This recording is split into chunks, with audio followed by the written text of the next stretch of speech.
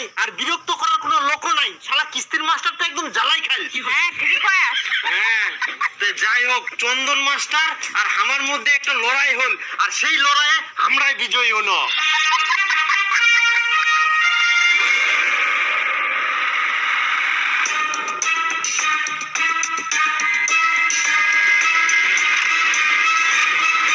বাবা, কি বেটি? নতুন চন্দন মাস্টার আসিয়া।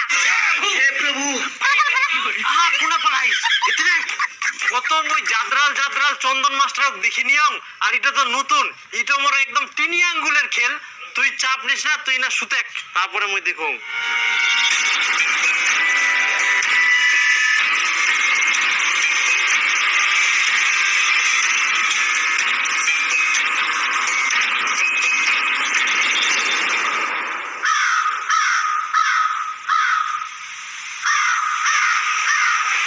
কাকা একটু দাঁড়ান তো। আচ্ছা কাকা, এটা কি টুম্পা রায়ের বাড়ি? হ্যাঁ,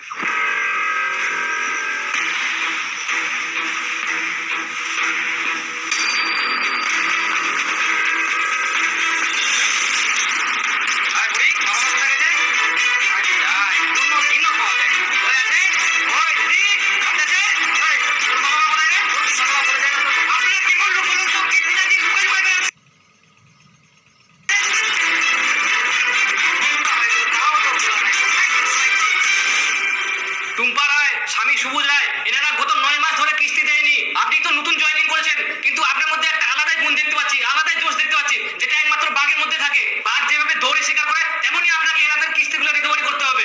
ইয়েস স্যার।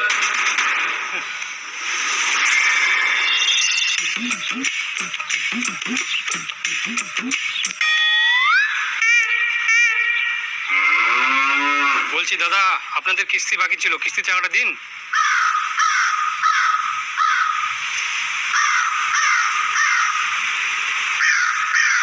একটা মানুষ কোনো মতো বাঁচিছে, কুকুন চুলি যায় সেটাও কোয়া মুশকিল, আর তোমরা কিস্তি চাচ্ছেন? কেমন ধরনের মানুষ তোমরা?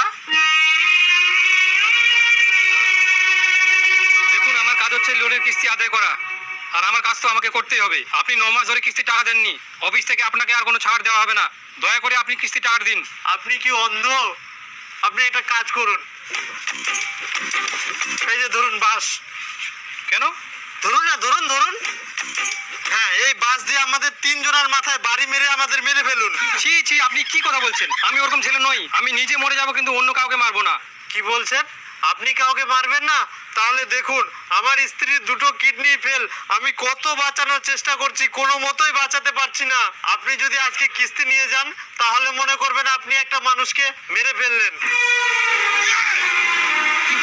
আপনি কি সেটাই চান যে একটা মানুষ টাকার অভাবে মরে যাক? না না, আমাকে ক্ষমা করে দিবেন। আমি চাই না আমার জন্য একজন মারা যাক।